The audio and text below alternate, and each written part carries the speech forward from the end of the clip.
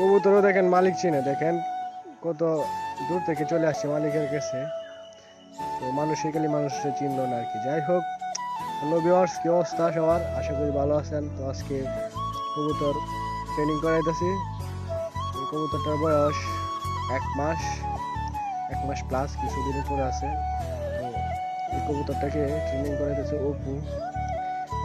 হ্যাঁ, অনেকদিন যাবৎ কবুতরটাকে ছোট থেকে একবারে 5-7 দিন বয়স থেকেই ওটাকে মার কাছ থেকে আলাদা করে ফেলেছি। দেখেন এখন ওরা কিরকম ভাবে চিনছে। অনেক দূর চলে গেছে, অনেক দূর চলে যাওয়ার পরে তো ও ডাইরেক্ট একটা ডাক দিতে ওরা হাতে এসে বসে গেছে।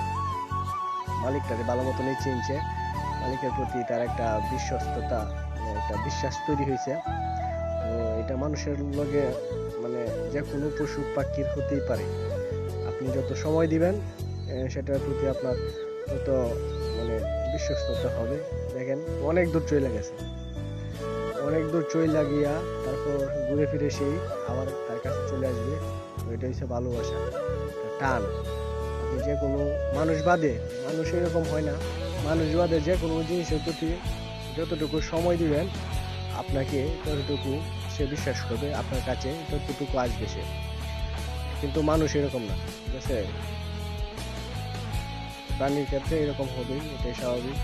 যারা কবুতর পালেন, তাদের জন্য রইল অশেষ ভালোবাসা। আর আমার চ্যানেলটি যদি ভালো লাগে অবশ্যই সাবস্ক্রাইব করে দিবেন। এরকম নিত্য নতুন আরও ভিডিও পাবেন।